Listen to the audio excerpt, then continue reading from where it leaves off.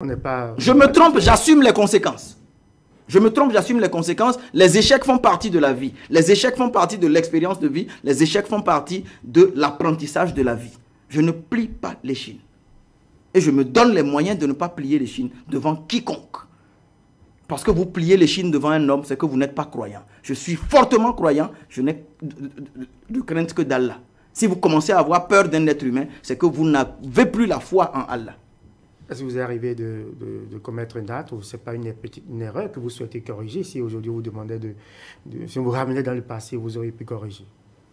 Oui, il y en a beaucoup. Il y en a beaucoup.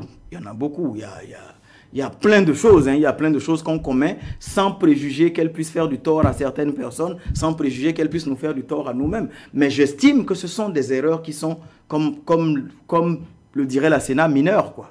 C'est des erreurs mineures. Mais sinon, en termes de... Il y a certaines choses qui sont prédestinées pour arriver. Si vous croyez en Dieu, si vous croyez en le destin, il y a certaines choses qui sont prédestinées. Vous ne pouvez pas échapper à un destin. Si quelque chose vous arrive, quel que soit le malheur qui vous arrive, mais que vous êtes encore debout, c'est que c'était prédestiné à vous arriver et à vous apprendre quelque chose. Donc, j'apprends beaucoup plus de ce qui se passe que de dire « j'aurais pu changer ». Si je pouvais changer quelque chose, j'aurais empêché mes parents de mourir. Est-ce que, par exemple, avec le recul, après votre départ du ministère du Plan, est-ce que vous avez des regrets? De quoi? D'avoir parti. D'être parti dans ce séjour. Parce que je n'ai pas autre chose à faire que d'être enfermé dans les bureaux. Dans ma vie privée de professionnel, j'ai une vie plus palpitante que d'être enfermé dans le bureau en tant que conseiller. Et la fonction de conseiller est frustrante, vous savez. Vous faites des propositions techniques qui ne sont pas retenues, certaines fois pour des raisons politiques. J'ai eu beaucoup de désaccords avec le ministre d'État sur des projets. J'ai eu beaucoup de désaccords sur le projet Benin Taxi, sur d'autres projets, sur le leasing et tout ça. Mais ce sont des choses qui sont frustrantes parce que ce n'est pas ce que le professionnel que je suis connaît comme pratique. Sur le leasing, par exemple, qu'est-ce que vous avez pu reprocher? Le leasing faisait partie des propositions que moi-même j'ai faites dans le projet de société du candidat ABT depuis 2011. Et le leasing, ce n'est pas ce qu'on voit là. Oui, quelle est la différence? Ce n'est pas moi qui vais venir dire au gouvernement comment corriger ça. Mais ce qui est là, on reproche beaucoup. Parce que vous avez suivi le chef d'État qui s'est défendu par rapport... Il s'est défendu parce qu'il y avait une bonne raison de se défendre. Que les professionnels du secteur, que ceux qui sont en train de travailler au gouvernement là pour le leasing, viennent dire la vérité sur le leasing. Qu'est-ce que vous aviez proposé en son temps? Moi, j'avais proposé le leasing comme une possibilité de réduire les dépenses en matière d'acquisition de véhicules. Le leasing, ça se fait comment? En termes simples. C'est la flotte, c'est le nombre de véhicules. Il n'y a que les entreprises et les institutions d'une certaine envergure qui ont recours au leasing. Et c'est cette mutualisation des efforts qui font que, par exemple, les sociétés de leasing ouvrent cela au privé. Il est imbécile, idiot, d'acquérir un bien qui se déprécie avec l'usage. Ok? C'est pas intelligent d'acheter une voiture parce que dès que vous utilisez la voiture, elle se déprécie avec l'âge. Une maison prend de la valeur avec le temps. Mais une voiture se déprécie avec l'usage. Et l'administration, la manière dont nous utilisons nos véhicules dans l'administration, c'est d'une des manières les plus irrespectueuses possibles. Et on sait tout ce qu'il y a autour Donc le leasing devrait permettre en fait à l'État de payer un loyer. Mais on ne dit pas que le leasing c'est de payer le tarif de la location chaque jour multiplié par 30. Ce n'est pas ça un leasing. C'est une escroquerie. On n'arrive pas à vous suivre. L'État achète des véhicules qu'on met à la disposition qu'on met à la disposition de l'administration sur un certain nombre de temps, et on estime que c'est mieux qu'on achète d'autres véhicules, qu'on achète des véhicules, et que... Le leasing, ce n'est pas acheter les véhicules. To lease, en anglais, ça veut dire louer. Donc, l'État, vu la puissance de l'État, l'étendue des activités de l'État, on peut louer les véhicules à des entités. Maintenant, le premier problème que je trouve, est-ce que la concurrence est respectée? Est-ce qu'elle est transparente en matière de location de véhicules ici au Bénin? Ça, c'est la première question qu'il faut poser au gouvernement. Selon vous? Est-ce que ce n'est pas un monopole qui est organisé? Je ne sais pas. Est-ce que vous estimez aujourd'hui que Nouroudine Saka Saleh peut aller au ministère des Finances, poser des questions et qu'on lui réponde? Pourquoi pas? Les députés posent des questions. Est-ce que les gens répondent?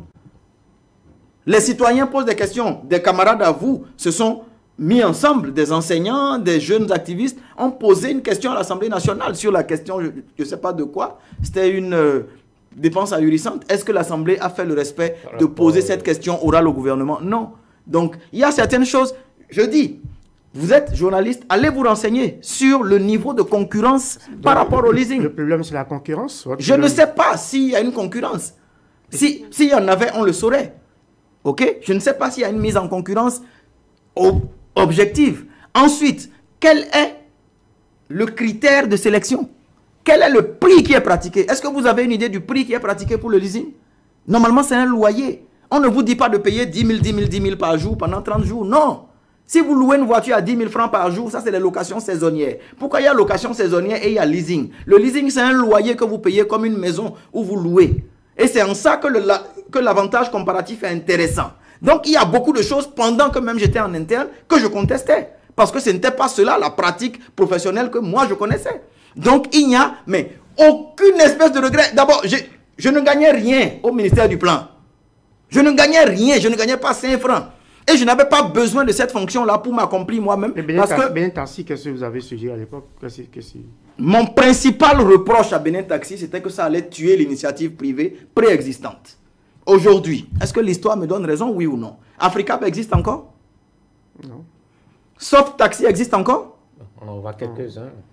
Merci. Et j'avais prédit aussi que Benin Taxi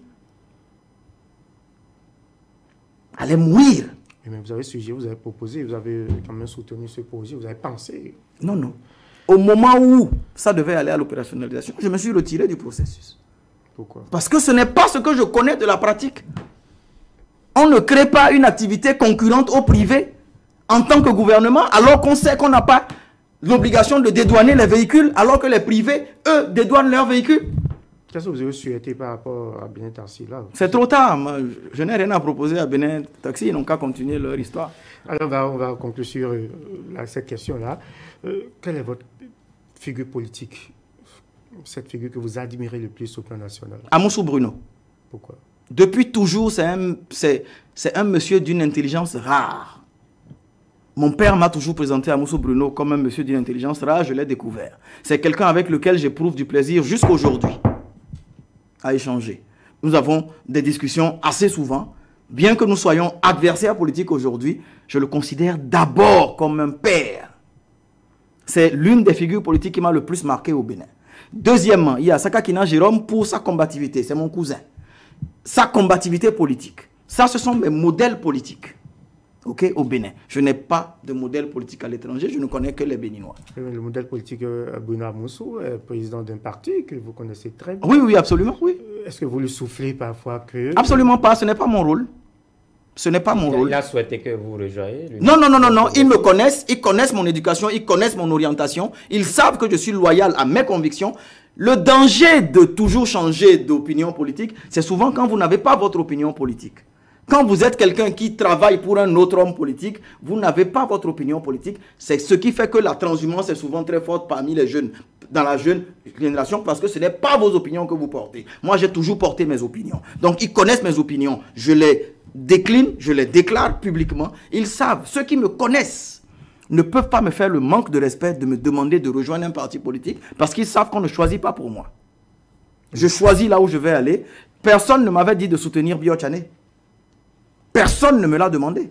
Il a remarqué mes capacités, il m'a approché, il m'a proposé de l'accompagner. Je l'ai fait, à titre gratuit. Donc, Léa dit aussi, pareil.